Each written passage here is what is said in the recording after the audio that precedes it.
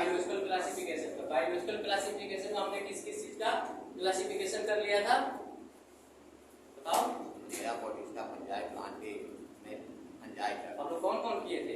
मूंगरा किए थे, प्रोटिस्टा किए थे और फंजाई किए थे। हमने वहां पे बताया था कि जो प्लांट किंगडम है और एनिमल किंगडम है, इसका दोनों अलग अलग से एक चैप्टर दिए गए हैं एनसीईआरटी में। तो कह रहा है कि आज का हमारा नया टॉपिक क्या है?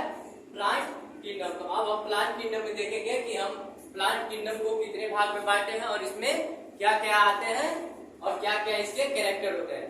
तो कह रहा है कि प्लांट किंगडम को पहले ही बता रहा है कि सिस्टम ऑफ बायोलॉजिकल क्लासिफिकेशन, मतलब जैसे हमने पहले भी पढ़ा था बायोलॉजिकल क्लासिफिकेशन के आधार पर हमने कैसे पढ़ा था। तो यही कह रहा है कि प्लांट किंगडम में सिस्टम ऑफ बायोलॉजिकल क्लासिफिकेशन को हम 3 भाग में बांटते हैं। मतलब बांटने का तरीका क्या था?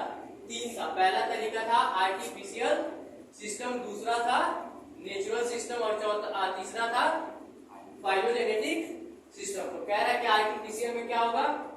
इसमें एंड्रोसियम के बिहाफ पे बांटा गया हो, जो मतलब नॉर्मली हमने जो आंखों देखा, मतलब जो आंखों से देखा होगा उस बिहाफ पे बांटा होगा। दूसरा बोल रहा है नेचुरल सिस्टम, हमने नेचर के बिहाफ पे बांटा होगा, किसका कैसा नेचर है। और तीसरा बोला फाइलोजेनेटिक सिस्टम, मतलब इसमें ये देखा गया है कि इसका इंसेस्टर कैसे थे, इसके बिहाफ पे, मतलब इवोल्यूशन के बिहाफ पे फाइलोजेनेटिक में। इसका भी जिक्र पहले हो चुका है, इसका भी नेचुरल क्लासिफिकेशन का हो चुका है।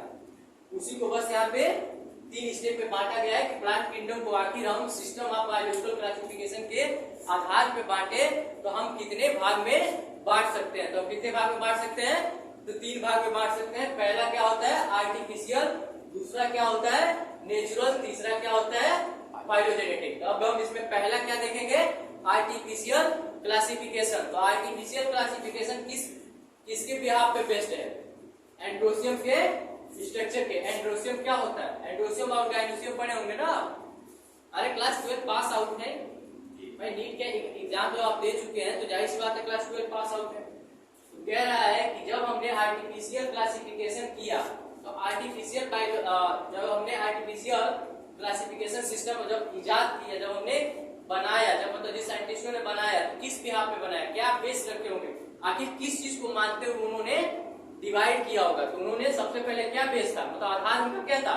तो बेस ऑन एंड्रोसियम स्ट्रक्चर, मतलब जो मेल पार्ट होता है फ्लावर का, उसके बिहाफ पे क्या किया गया था? आर्टिफिशियल क्लासिफिकेशन सिस्टम को दिया गया था। अब कह रहा है कि आखिर आर्टिफिशियल क्लासिफिकेशन सिस्टम होता क्या है? तो कह रहा है अर्लीस्ट सिस्टम, मतलब कह रहा है कि जब सबसे पहले जब क्लासिफिकेशन किया जा रहा था प्लांट का, उसमें सबसे पहले किसी चीज का इजाद हुआ था, मतलब सबसे पहले किसी चीज का खोज किया गया था या बताया गया था। तो कह रहा है कि क्या है? सबसे पुराना वाला है, मतलब अर्लीस्ट वाला है। सबसे पहले जब प्लांट किंगडम को जब क्लासिफाई किया जा रहा था तो उसमें सबसे पहले कौन आया था?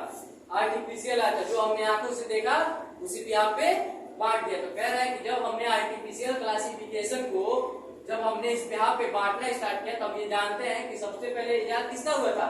आर्टिफिशियल का ही हुआ था। तो कह रहे हैं कि सबसे क्या है? सबसे पुराना वाला, मतलब अर्लीस्ट, मतलब सबसे पहले वाला, सबसे पहले आर्टिफिशियल क्लासिफिकेशन का ही हमने यूज किया था। तो कह रहा है कि earliest of the classification given by the Carl Linnaeus, जो हमने लिविंग वर्ड में भी पढ़ चुके हैं। लिविंग वर्ड में क्या नाम आया था?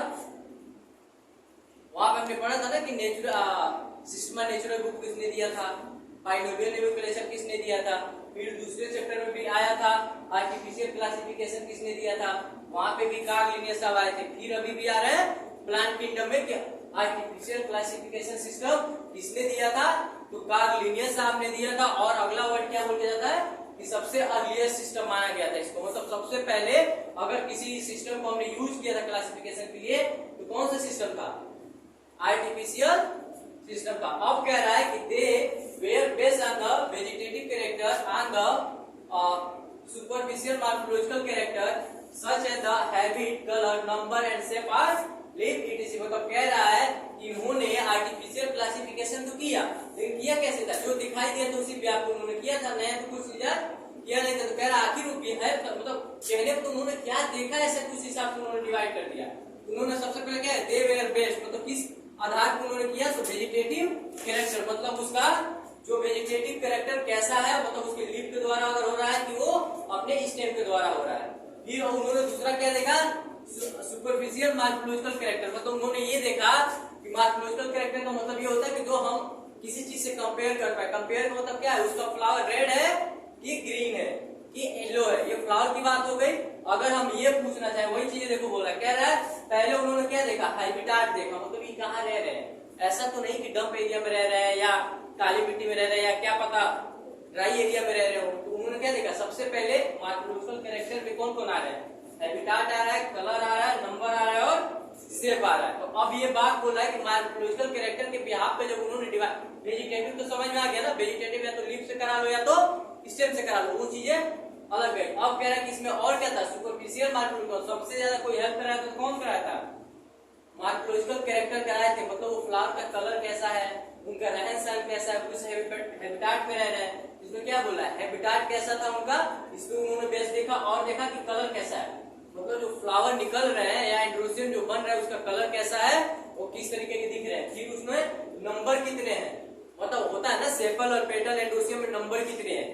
जब आएगा morphological character of flowering plant जब आप पढ़ेंगे तो वहां बताएंगे। अभी यहाँ पे क्या है, नॉर्मल बस इंफॉर्मेशन दिया गया है। अब कह रहा है कि उसके बाद उन्होंने देखा शेप ऑफ लीफ, मतलब लीफ का मतलब शेप ऑफ लीफ का मतलब आपने देखा होगा कि कई लीफ ऐसे दिखाई देती है, कई लीफ ऐसी होती है जो ऐसी दिखाई देती है, समझ आ रहा है। कई लीफ ऐसी होती है जो ऐसी दिखाई देती है, कई लीफ ऐसी होती है जो ऐसी दिखाई देती है। तो कह रहा है कि वो क्या किए, जो उनका सुपरफिशियल मॉर्फोलॉजिकल कैरेक्टर था वो किस चीज पे आधारित था, तो हैबिटाट पे आधारित था और कलर पे आधारित था और नंबर ऑफ एंड्रोसियम या सेपल या पेटल, और किस पे था, तो शेप ऑफ लीफ, मतलब लीफ का मतलब स्ट्रक्चर कैसा है। तो लीफ का स्ट्रक्चर भाई कैसा भी हो सकता है, आपके सामने दिख रहा है। तो कह रहा है कि जो आर्टिफिशियल क्लासिफिकेशन था किस पे बेस्ड था, तो एंड्रोसियम ऑफ स्ट्रक्चर पे बेस्ड था। और इसके अर्लियर सिस्टम भी बोला गया है। इसको देने वाले साइंटिस्ट का नाम क्या था, कार्ल लिनियस था। उन्होंने किस बिहाफ पे बांटा था, तो वेजिटेटिव कैरेक्टर और सुपरफिशियल मॉर्फोलॉजिकल कैरेक्टर के हिसाब से बांटा था। लेकिन सुपरफिशियल मॉर्फोलॉजिकल कैरेक्टर में आते कौन कौन है, किस चीज पे आधारित होता है, तो हैबिटाट और colour, number and shape of leaf, इतना याद रहेगा। तो हम वहां भी पढ़े थे, जब हम लिविंग वर्ड पढ़ रहे थे तो वहां भी हमने देखा, लिविंग वर्ड कर रहे हैं, जब हमने बायोलॉजिकल कैरेक्टर पढ़ा था तो वहां भी हमने देखा था, जब आर्टिफिशियल कैरेक्टर आर्टिफिशियल सिस्टम हमने जब वहां देखा था तो वहां भी क्या था, कुछ उसके ड्रॉबैक थे, मतलब कुछ इनकी कमियां थी। ये तो है नहीं कि ये देख गए तो सब चीजें इनकी सब परफेक्ट हो गई, इनकी कमियां वहां भी थी। तो अब कह रहा है कि अब इनकी ड्रॉबैक देख लेते हैं कि हमारे लिनियर साहब ने जब आर्टिफिशियल सिस्टम दिया था तो इनके कुछ ड्रॉबैक थे, मतलब इनकी कुछ कमियां थी। वो कमियां क्या क्या थी, तो कह रहा है कि ड्रॉबैक पे पहले ही बोला कि ये separate of the closely related species since they are the were based on the few character। हमने वहां भी देखा था बायोलॉजिकल कैरेक्टर में जब हमने पढ़ा था, अरे बायोलॉजिकल क्लासिफिकेशन जब हमने पढ़ा था वहां देखा था ना, इनकी कुछ कमियां क्या थी, ये क्लोजली रिलेटेड थे, वो कुछ आधार पर उन्होंने क्या किया था, उसको हटा दिया था, मतलब एक पास रहने वाले थे तो इनको क्या कर दिया था, अलग अलग कर दिया था। वही चीज से यहाँ भी बोला है separate of the closely related species. इन्होंने गलती क्या की, जो एक पास रहने वाले स्पीशीज थी उनको क्या कर दिया, कुछ कैरेक्टर के हिसाब से उन्होंने अलग अलग कर दिया था। और दूसरा इनका ड्रॉबैक क्या था, कह रहा है कि इक्वल वेटेज ऑफ द, अब इन्होंने दूसरी गलती क्या की थी, इक्वल वेटेज, मतलब इक्वल वेटेज दे दिए थे वेजिटेटिव और सेक्सुअल कैरेक्टर को। ये गलती वहां भी किए थे जब हम बायोलॉजिकल क्लासिफिकेशन पढ़ रहे थे, वहां भी ये दोनों गलतियां देख चुके हैं। फिर कह रहा है यहाँ पे कि अर्लियर हम लोग क्या कहते हैं, इक्वल वेट दे दिया था, बोला था जो वेजिटेटिव होता है और सेक्सुअल होता है दोनों क्या है, सेम है, दोनों में कोई डिफरेंट नहीं है, इक्वल वेटेज दे दिए थे। और कह रहा है कि this is not acceptable since the vegetative character are the more areas affected by the environment। मतलब कह रहा है कि ये जो हम देख रहे हैं, कह रहा है कि दिस इज नॉट एक्सेप्टेबल, इसको एक्सेप्ट नहीं किया जा सकता, मतलब कह रहा है हम इसको एक्सेप्ट नहीं कर सकते हैं। लेकिन किसके यहाँ पे, किस लिए, कह रहा है कि जो वेजिटेटिव कैरेक्टर होता है are the more earlier affected by the environment, मतलब जो सेक्सुअल होता है, देखो इक्वल वेटेज उन्होंने तो दिया था लेकिन गलती उन्होंने क्या कर दी, इक्वल वेटेज तो नहीं है ना, वेजिटेटिव प्रोसेस अलग होता है और सेक्सुअल कैरेक्टर वाला प्रोसेस अलग होता है। तो कह रहा है ये जो इसलिए एक्सेप्ट नहीं किया गया, जो इनकी ड्रॉबैक थी, ये गलती इसलिए मान ली गई क्योंकि ये इन्होंने क्या बोला था, दोनों को इक्वल वेट दे दिया। अब कह रहा है कि आखिर इक्वल वेट दिया तो गलती क्यों हो गई, तो गलती ये हो गई कि वेजिटेटिव कैरेक्टर जो होता है हमारे एनवायरनमेंट पे जल्दी से इफेक्ट हो जाता है, जो हमारा इन्वायरमेंट है उसमें वो जल्दी से इफेक्ट हो जाता है, कोई बीमारी जल्दी लग जाती है, कोई भी चेंजिंग जल्दी देखने के लिए मिल जाता है। इसीलिए कह रहा है कि ये क्या था, एक्सेप्टेबल एक्ट नहीं था, इसको हम एक्सेप्ट नहीं कर पा रहे थे क्योंकि सेक्सुअल जल्दी इफेक्टेड नहीं होते हैं, लेकिन ए सेक्सुअल और वेजिटेटिव वाले क्या होते हैं, जल्दी इफेक्ट हो जाते हैं क्योंकि उनका क्रोमोसोम पुराना ही वाला होता है, उसमें कोई चेंजिंग नहीं होता। लेकिन इसमें क्या होता है, चेंजिंग होता है ना, दो पेरेंट मिलकर आपस में मिक्स होते हैं ना, और एक का अलग कैरेक्टर आता है, दूसरे का अलग कैरेक्टर आता है। तो अब समझ में आया कि इनके दो ड्रॉबैक क्या थे। अब अगला हम टॉपिक देखेंगे नेचुरल सिस्टम। यहां तो कोई दिक्कत। अब हमें दूसरा क्या देखना है, नेचुरल सिस्टम। तो कह रहा है कि नेचुरल क्लासिफिकेशन सिस्टम क्या होता है। हमने आर्टिफिशियल देखा, आर्टिफिशियल में एक साइंटिस्ट का नाम आया जो कौन थे, कार्ल लिनियस साहब ने थे, और वो किस यहाँ पे बेस था, तो एंड्रोसियम स्ट्रक्चर पे बेस था। और उसमें हमने क्या देखा था, उसमें हमने और मतलब किस बिहाफ उन्होंने डिवाइड किया था, तो बिहाफ कौन सा था, वेजिटेटिव और बताओगे, अरे वेजिटेटिव था और मार्फोलॉजिकल कैरेक्टर था कुछ, अरे सुपरफिशियल मार्फोलॉजिकल कैरेक्टर था। तो सुपरफिशियल मार्फोलॉजिकल कैरेक्टर में कौन कौन से थे, कलर था, शेप था और नंबर था और शेप ऑफ लीफ, और कोई बच रहा है, और हैबिटाट, मतलब हैबिट, कहाँ रहते हैं और कहाँ नहीं रहते हैं। अब कह रहा है कि नेचुरल क्लासिफिकेशन सिस्टम देखते हैं क्या होता है। तो पहले ही बोला है कि किस बिहाफ पे आधारित है, किस बेस पे आधारित है, ये natural affinity among the organism. ये बांटा तो गया है लेकिन किसके बिहाफ पे, कि हमारे नेचर, मतलब नेचुरल में जो हमारा नेचर है, नेचर में कैसे बिहाफ है, मतलब किस अमाउंट पे पाए जा रहे हैं, मतलब नेचर में, मतलब ये बांटा ही सिंपल भाषा में गया है कि नेचुरल बिहाफ पे बांटा गया है। जो हमारे नेचुरल कौन सा होता है, हमारे एनवायरमेंट ही तो है, जो नेचर में हमारे जो ऑर्गेनिज्म पाया जाए, तो उसी बिहाफ पे कौन सी बांटा गया है, नेचुरल क्लासिफिकेशन दिया गया है। कह रहा है कि इट इज कंसीडर, अब देखो क्या बोला, बांटा तो गया है लेकिन किस बिहाफ हमने बांटा है, तो उसका फीचर क्या क्या देखा है, नेचुरल के बिहाफ पे तो बांट दिया भाई, नाम ही लिखा गया नेचुरल क्लासिफिकेशन सिस्टम। जब नाम ही बता रहा है कि हम नेचर के बिहाफ पे क्या कर दिए, डिवाइड कर दिए। जब डिवाइड कर दिए तो इसका आखिर क्या फीचर रहा होगा, क्या आखिर कुछ तो हुआ होगा कि बांटा गया होगा। तो कह रहा हमने इसमें क्या देखा, कंसीडर किया किस चीज का, एक्सटर्नल फीचर को एंड इंटरनल फीचर को, किसके लिए, अल्ट्रा स्ट्रक्चर के हिसाब से। अल्ट्रा स्ट्रक्चर क्या होता है, जो बाहर, अल्ट्रा जानते हो ना आपने देखा है अल्ट्रा इमेज जो आता है, कभी जाइएगा क्रोम पे जाके लिखिएगा अल्ट्रा इमेज, आपको समझ में आ जाएगा कि अल्ट्रा इमेज होता क्या है। आप देखेंगे तो प्योर, मतलब जो होता है प्योर, उसकी क्वालिटी जो होती है बेस्ट होती है। आप कितना हो उसको फैला दे, कुछ भी कर दे, उसको कोई फर्क पड़ता ही नहीं उस इमेज पे। तो वही बात कह रहा है कि हमने कंसीडर तो किया, लेकिन कंसीडर किया तो किस बिहाफ पे किया, एक्सटर्नल फीचर और इंटरनल फीचर। अब कह रहा है कि एंटोमी, अब देखो हमने उसका अल्ट्रा स्ट्रक्चर देखा। अल्ट्रा स्ट्रक्चर मतलब क्या किया, जूम किया, इतना जूम किया कि हमको एक एक चीजें दिखने लगे। तो उन्होंने क्या क्या देखा, एक्सटर्नल और इंटरनल फीचर के हिसाब से उन्होंने क्या देखा, एंटोमी देखा, एम्ब्रियोलॉजी देखा और फाइटोकेमिस्ट्री देखा। अब कह रहा है कि एंटोमी, एंटोमी क्या आते हैं, एंटोमी बताओ कि क्या क्या आती है, इंटरनल साइड, जो अंदरूनी चीजें होती हैं वो आती हैं। मार्फोलॉजिकल मतलब क्या हो गया, हमारे मार्फोलॉजिकल कैरेक्टर, मतलब उसके जो पैदा होने की प्रक्रिया में जो सीड बन रहा होगा या जो भी चीज हो रहा होगा उसमें कैसे हो रहा है, एम्ब्रियोलॉजी मतलब उसका एम्ब्रियोनिक डेवलपमेंट कैसे हो रहा है, उसको हमने फिर से स्टडी किया। और बोला तीसरा फाइटोकेमिस्ट्री, मतलब हमने प्लांट में कौन कौन से केमिकल पाए जाते हैं फिर उसके हमने स्टडी किया। तो अब कह रहा है सिंपल सी भाषा में सुनना, कह रहा है कि नेचुरल क्लासिफिकेशन किस बिहाफ पे आधारित है, natural affinity among the organism. ये नीट में क्वेश्चन पूछा जा चुका है, ठीक है। अब बोल रहा है कि आखिर हमने इसको डिवाइड किया तो क्या इसका कैरेक्टर हमने क्या क्या देखा, तो इसका एक्सटर्नल फीचर देखा और इंटरनल फीचर देखा। फिर जब हम इसको माइक्रोस्कोप मतलब अल्ट्रा लेवल पे ले गए, जब अल्ट्रा लेवल पे ले गए तो हमने क्या क्या देखा, इसका एंटोमी देखा, मार्फोलॉजी देखा और फाइटोकेमिस्ट्री देखा। तो फाइटोकेमिस्ट्री मतलब क्या होता है, प्लांट में कौन कौन से केमिकल पाए जाते हैं, मतलब किस तरीके के केमिकल पाए जाते हैं, और मार्फोलॉजिकल डेवलपमेंट कैसा होता है और इसकी एंटोमी कैसी होती है। इतना समझ में आया। अब कह रहे हैं एग्जाम्पल, एग्जाम्पल में बोल रहा है कि classification of the flowering plant given George Bentham and Joseph Dalton Hooker. मतलब कह रहा है कि जो ये नेचुरल क्लासिफिकेशन सिस्टम दिया गया था उसी में जब हमने फ्लावरिंग प्लांट के बिहाफ पे जब हमने क्लासिफिकेशन स्टार्ट किया तो कौन ऐसे साइंटिस्ट थे जिन्होंने फ्लावरिंग प्लांट के बिहाफ पे क्लासिफाई किया? दिमाग में समझ आ रहा है क्या बोला हूं?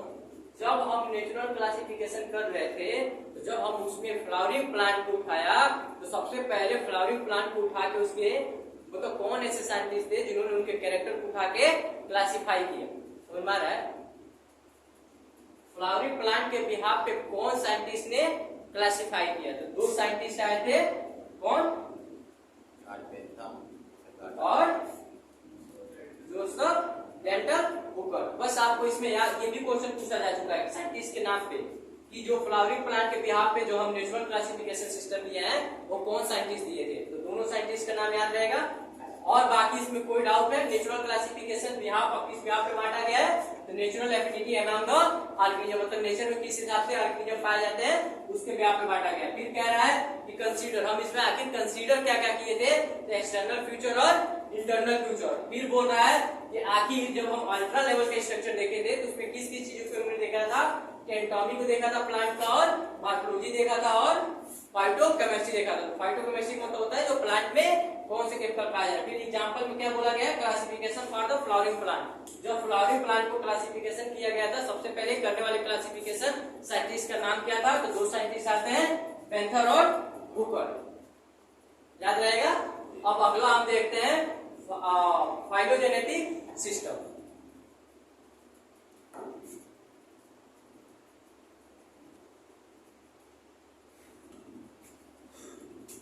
तीसरा क्या है? Phylogenetic system. तो फाइलोजेनेटिक सिस्टम हमने पहले ही बताया था, ये किस बिहाफ पे आधारित है?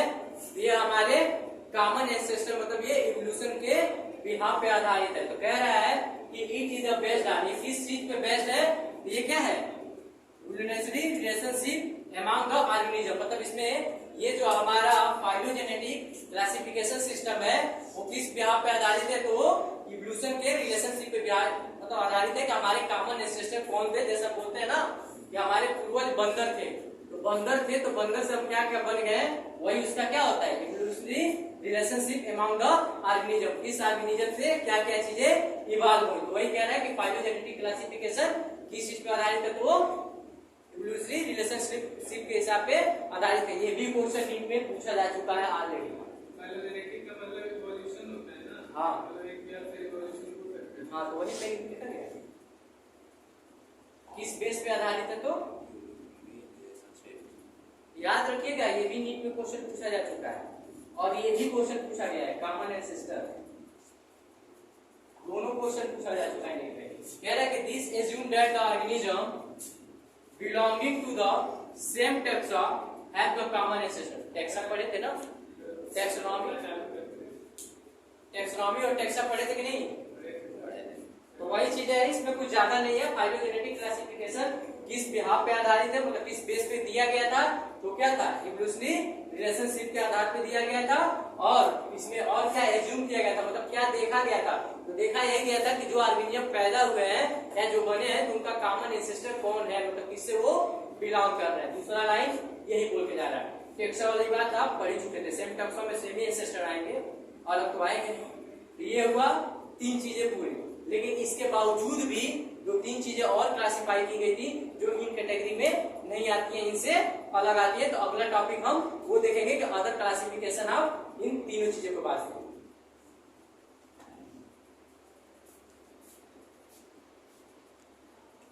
कह रहा है कि अब जब हम आर्टिफिशियल देख लिए, कौन कौन से क्लासिफिकेशन देख लिए?